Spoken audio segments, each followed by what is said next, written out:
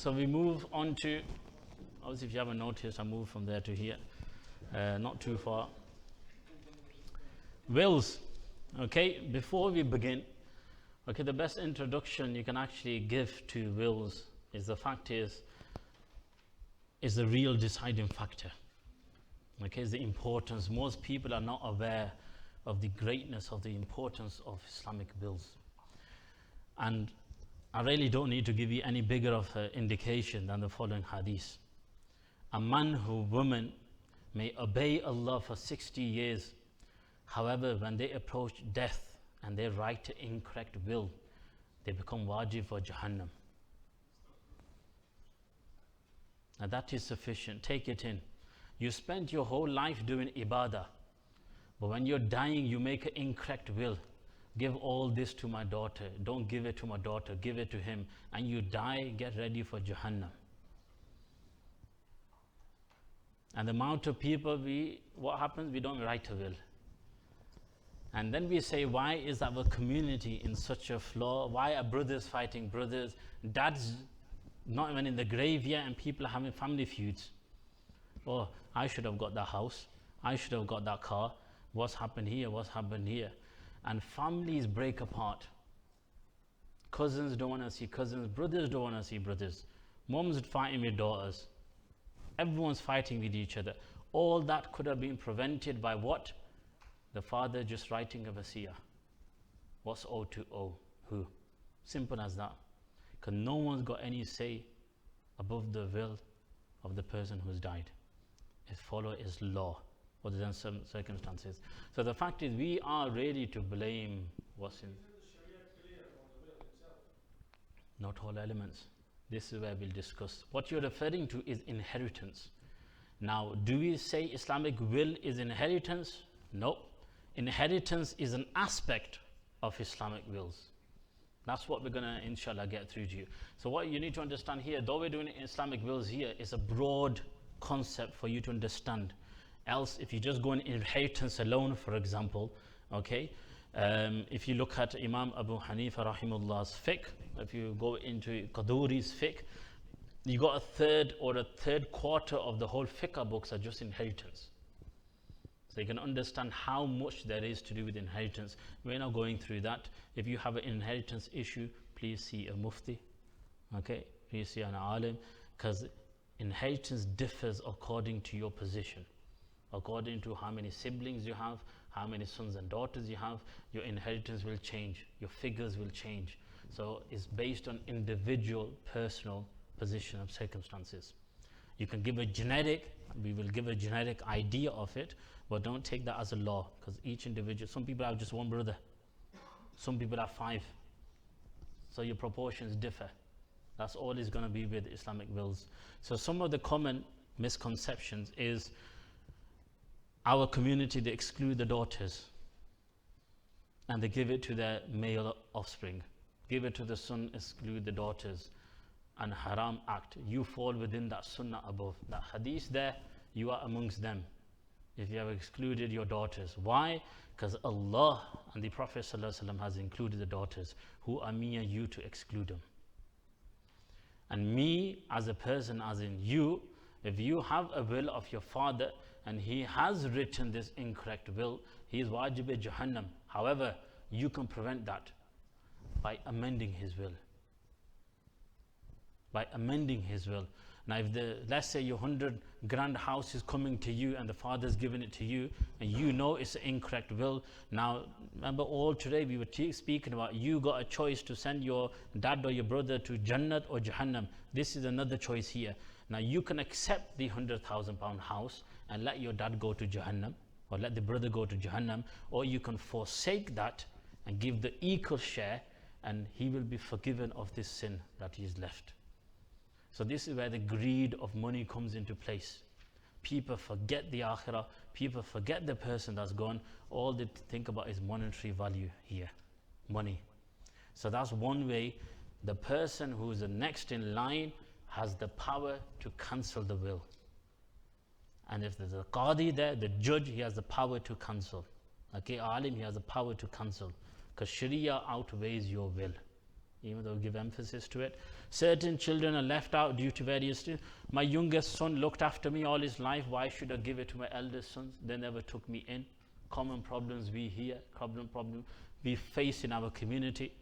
The most share normally tends to go to the son that's look after the parents. Okay, there's a way around it, which we will show. I will inshallah go through it. If you do want to give something extra to that son or the daughter that looked after you, there's a way out for you in Sharia. Adopt the right means. Don't go by giving the wrong means, everything to that individual, because then that is wrong for you. And then what we do is we allocate shares according to our own discretion. You know, I want to give 30 to him, 40%, 50% to him, 10 to him. It's not your choice. Shares are fixed within Sharia. You cannot deem shares. Okay? People do it. All aspects of this are incorrect wills. After death, you might make a will, everything goes to my wife, but after she dies, then it goes to my children. That's not your choice. Sharia says only 1/8 goes to the wife, the rest goes to the children. Okay, so all these are examples of incorrect wills. So if you ever come across this, first of all, I can't remember the last time I've seen someone die that's left a will. It tells you how much of a forgotten sunnah it is, but I don't want to emphasize that one hadith should open the eyes for any person, to be honest, the importance of it. And if you want to really save your generation tomorrow, write a will. Because if they're gone disarray, they're fighting, it's because of you. Just because of one paper you could have written, you could have protected your offspring and generations to come. But we chose not to do it. So what to do if somebody dies and the will is not Sharia compliant? So let's say the brother's left a will now and he's put all them wrong, incorrect stuff on it. First, it is fard upon the heir now to correct it according to Sharia. Now there's one element, the father or the brother's left an incorrect will. By you going ahead with it, you are equal to his sin. Because you have carried out his sin now in action. So now you got a choice. Do you want to take his sin upon yourself, his own, and carry it out? Or do you want to correct his and go towards the good? So it is further upon you to correct it. Decline the shares made previously. I'm using the example of a father because it's just easy to get across with. That's normally who tend to. So if he's given you any shares, decline them because they're not Sharia compliant. Now, the important part is how to write a will. Most people think you need a solicitor or you need thingy. So this is a quick guide. Your will document needs to flow in this manner. Okay, any one of you here can go and just write this will yourself, as long as you cover these points. That's an ideal will that I'm about to go through. First aspect is name an executor. Who is going to carry out your will after you die? And what you do once you've written your will, you create a copy and you give it to the executor. Ideally, the executor shouldn't be your family, close relative, a close friend who can come onto your janazah when you died and go and say, listen, I've got this brother's will and his law. Because you might give it to a son and the son rip your mess. It never happened. Yeah? So ideally, you name at least 2 executors. In case one becomes dishonest, there's another one to back it up. And all your wills should be signed by you at the end. And if you write a will today, your will change in 6 months. So you keep updating your will. That's why you should review your will on a regular basis. Don't just write one and forget about it for 50 years, because everything you've written there might have changed down the line.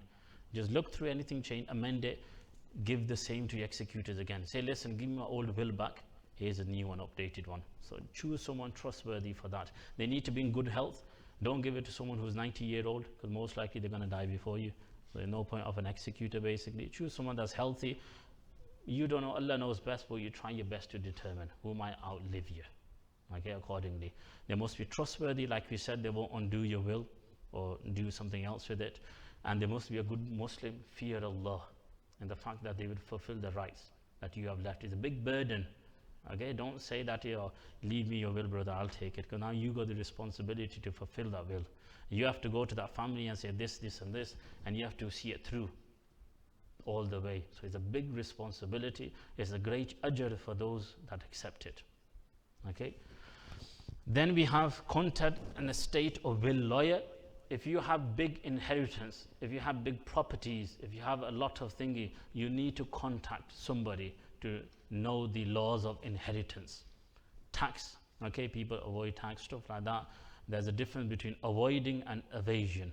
Yeah, I work in tax, so technically this is within closed walls here. Yeah, two differences: avoiding and evading. Evading is criminal because you're running. Avoiding is loopholes. You found a loophole for it. Yeah, you're not under criminality against it. So if you got a lot of thingy, you try to see what's the best way for me to do it without doing anything haram in itself. And a lawyer, if you struggle to write your own will, all lawyers normally have a will for you. They'll write it. Okay, they'll take some money off you. Okay, they write it, but not all lawyers are Sharia compliant wills. Remember that as well. So that is why contact a scholar. Take a will from your lawyer, take it to your alim or your scholar and say, is this valid in Sharia? Because he might have done in their evasion, this, that Sharia might not be compliant. And your lawyer can't do the inheritance for you. Only a scholar will be able to, mufti. So though they can draft it, ideally go to your scholar first, get your shares, draft it, then take it to the will person, lawyer, and say, listen, is this okay to be accepted in the UK law? Because you got to meet both laws here, Sharia law and UK compliant as well. Your will needs to be UK compliant as well. That's why you got to liaise with your lawyer and a scholar as well. Draft a will and include the following. Okay, this is your draft now. Executors, we just spoke about them. Okay, ideally you should have 2. Funeral and burial requirements. This is your chance to say, how do you want your janazah to be done? Where do you want to be? Who do you want to invite? Make sure you invite my friend. Make sure you invite me that. Make sure you don't do any music. Make sure you don't spend so much on food. This is your chance to get people to follow the way you want your janazah to be followed. Okay, your will should include that aspect. And people should respect and carry that will out. If they don't, they will be sinful. Because that was his right that he took before he died. Then we have burial expenses. Now remember, we spoke about this before. Just like your coffin is taken from yours money, in the same way his coffin cost, the grave cost, and anything pertaining to the burial comes out of his assets. Not the food though. The food feeding of the guests is your job as hosts.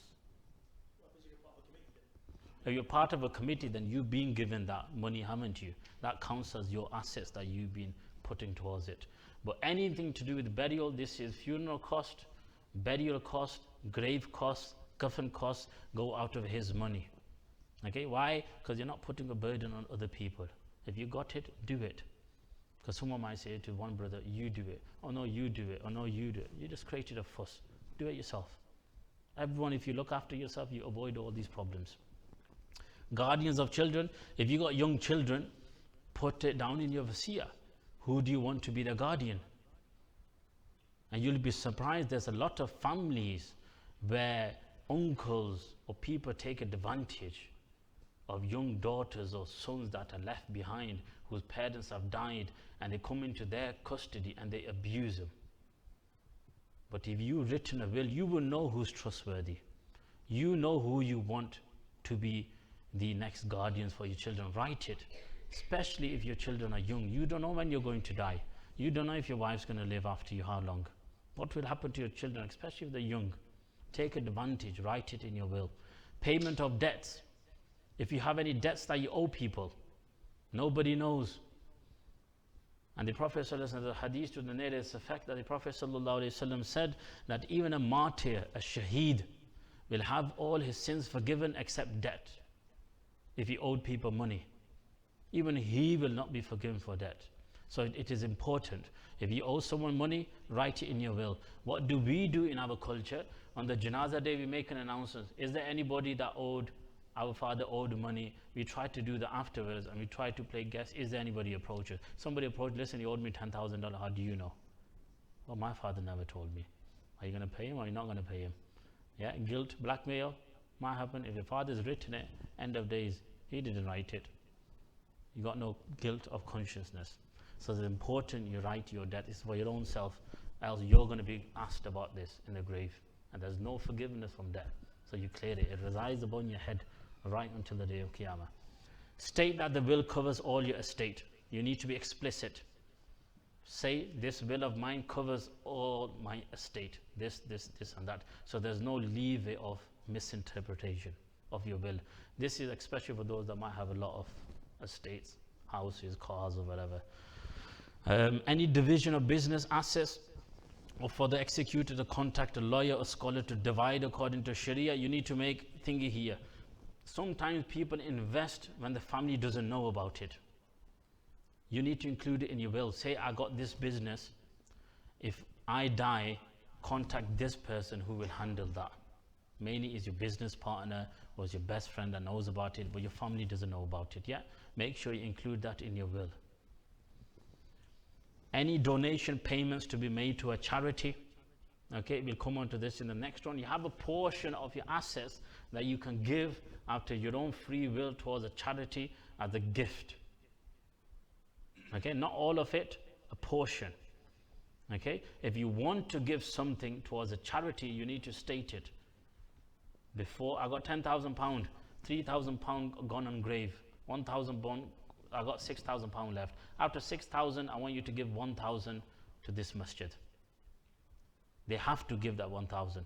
Then the remaining 5,000 is then split amongst the kids and inheritors. You have this right, utilize it. And the heirs distributed to legal heirs. If you know your heirs, write them down. Okay, it makes it easy for the alim or the mufti to read your will and say, Acha, he's got this is the share. Instead of him asking, Acha, how many kids does he have, what does he have, just state it. Your heirs won't change. And if someone dies from amongst the heirs, you need to go back and review a list and cross that name out again.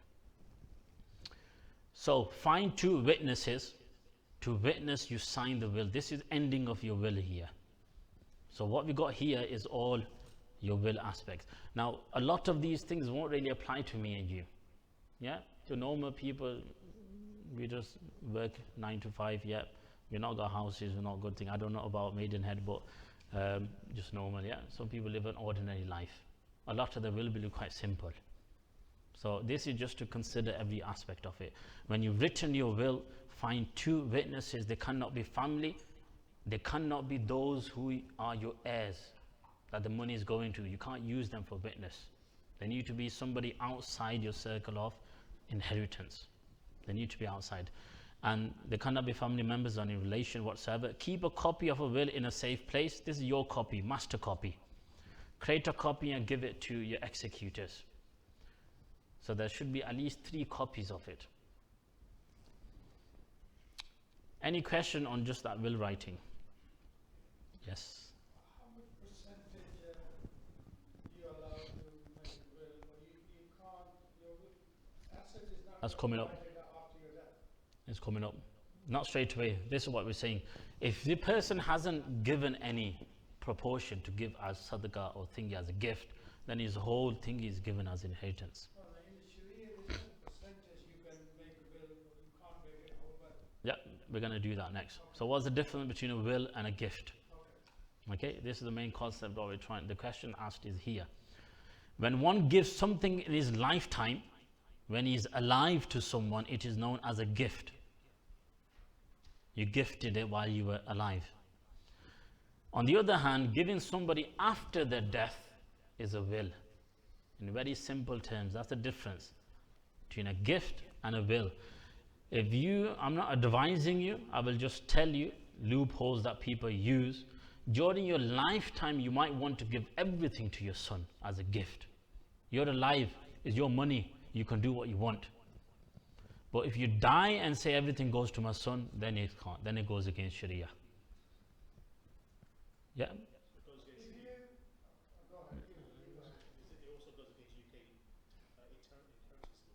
Inheritance, your wife gets 50% in this country. In a 7-year period. So that's legalities which you need to get confirmation from your thingy, especially properties wise as well. Yeah, shall we just go to brother there and then we'll. I mean, gift also, there's a limit how much gift you I'm going to come to that as well. Otherwise you take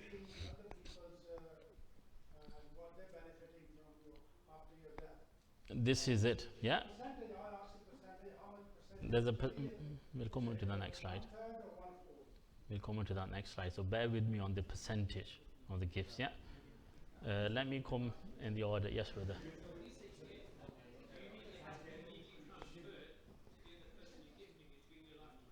In your lifetime, yes.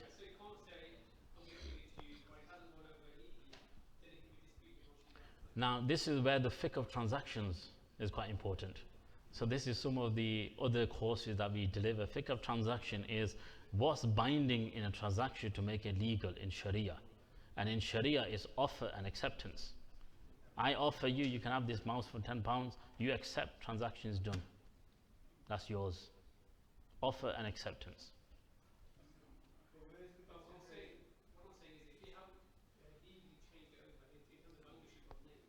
Yeah. Obviously, you're gonna. If let's say a house, yeah, you legally need to transfer. If you've gifted it somebody, that might person argue. Listen, he's gifted me. Where's your proof? Yeah. By legal, there's no proof, so you won't get it, even though that person gave it. But legality, that's why you have to follow the law of the country where you are residing according to that. Brother, I had a question. Yes.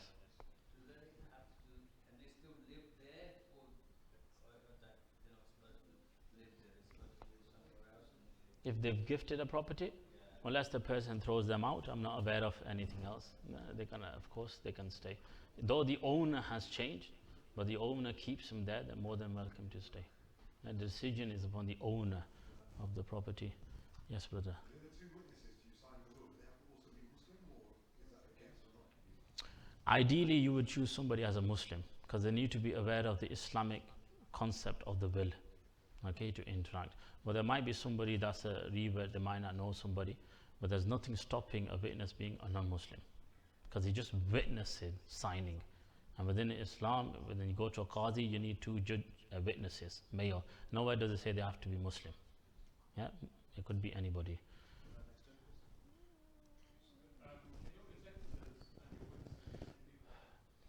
Ideally, no, because they need to correlate with each other. Now, your witness needs to be different from an executor. This is basically your chances of nothing missing. Yeah, everyone's correlating and collaborating with each other. You said offer and acceptance, but where's the consideration? Consideration of. The transaction happening. So if you say you're going to give me the mouse for £10 and Yeah. I accept, I don't pay any money like that. So basically, transaction has taken place, but then you go into the next rules is when is that transaction fulfilled? When the asset moves over ownership. Then there's a stamp on it, it's done now, complete. I've offered, you've accepted, it's still lingering. Because now you got a law of defect. If you find a defect in something by Sharia, you can return it. You know, Amazon returns policy. Yeah, that's a Islamic constitution of transactions. Our Muslim brothers, you leave that door, you can't return that kapra, yeah? Against Sharia, he has a right. If he goes home, there's a defect, he has a right to return it, because you didn't inform him. So our kuffar are following more of a Sharia than we as Muslims are.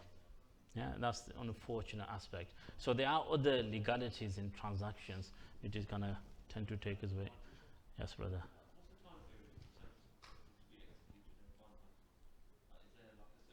Ideally, as fast as possible.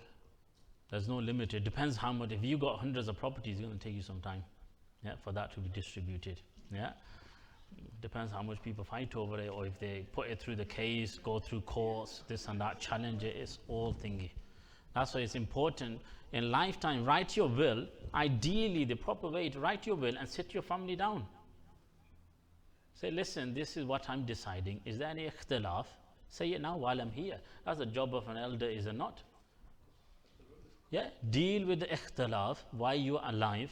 Anything after, now that person is to blame. Problem is, we don't sit. Families don't sit together. Brother doesn't talk to father. Father doesn't deem thingy to sit with his sons. He sits with his family. All kind of. We are the creator of a problem in society. Islam is giving you a way out of everything. We just don't follow it, unfortunately. Let's move on. So, example, Zayd gives his car to Hassan, yeah, while he is alive. This will be a gift. But if Zayd says to Hassan, my car is your property, when I die, That is a will. Just to understand the difference. Here is what you were asking, brother.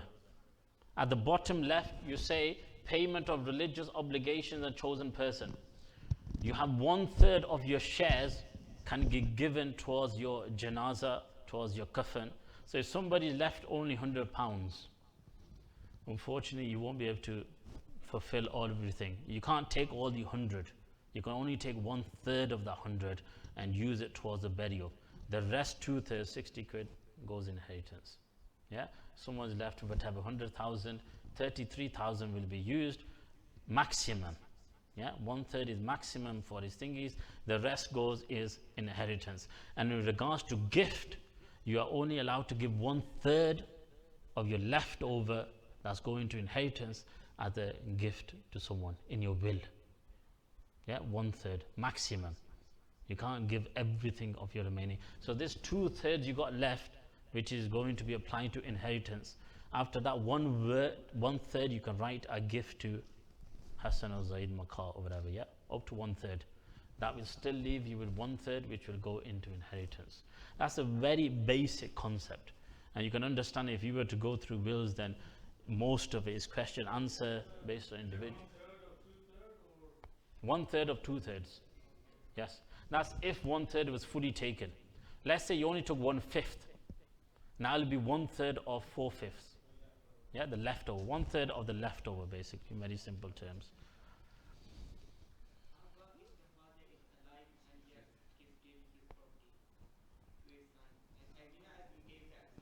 Yes.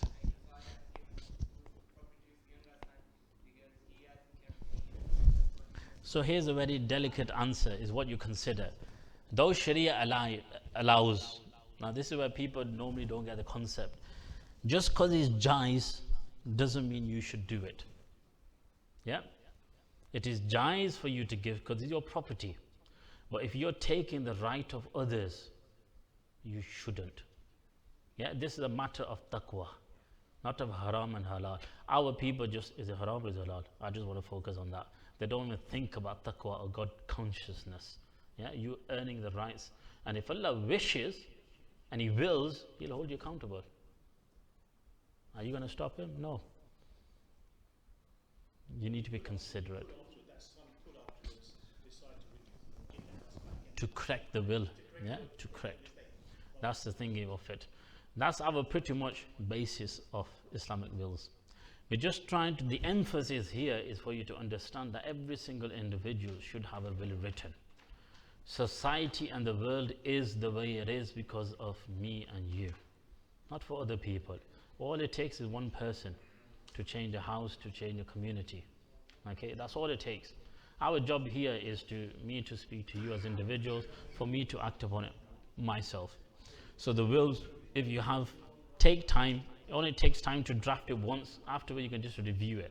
Just edit here and there and keep it throughout your whole life. But that's the main importance of it. Obviously, like I said at the beginning, before I hand the mic over, he's stood on top now, he's put me under pressure. Main thing I want you to say is, think about it. I said it at the beginning and I'll say it again. The big takeover from today's session is, will you keep this to yourself? Or will you teach and advise others? Or pass it on? Because as far as I'm concerned, I can teach you all this, I can do it, but when I'm on my deathbed, will the people around me do the same for me? And that is what me and you and everyone here should fear. That's the real fear. Other people in our family should be blessed now, alhamdulillah, we can do a good job for them. Or will they do it for you? So if you're unable, go away, sit, take time, make an intention. Intention goes a long way, whether you do it or not, make the intention. So I'll hand over the final to Brother Sufyan. I'll take that with me then. So like Ustaz Saf said about the importance of today, we are going to deliver this course next week in Birmingham, inshallah. That's for brothers and sisters. So if you want details, see myself afterwards, inshallah. So in October we're in Newcastle we're in October. And we do travel all over the country at different parts of the year. So like I said, if you know anybody outside of Maidenhead, Slough, please see myself and you think they're going to benefit from this. Like I said, it's completely free. We never ask for a penny, we never have done, we never will do, inshallah. And what I'll ask as a favour, could you please, if you have 10 seconds at the end, leave us a short testimonial for our, because we are trying to get on social media now, a short reel or something. So if you've got something positive to say, please see myself for a quick 10-second video. And ultimately, at the end of the day, if there's anything beneficial that you've taken from today, then all praise is due to Allah subhanahu wa ta'ala. Only the mistakes were ours, so ask for forgiveness. Subhanaka wa bihamdika ashhadu an la ilaha illa anta astaghfiruka wa atubu ilayk.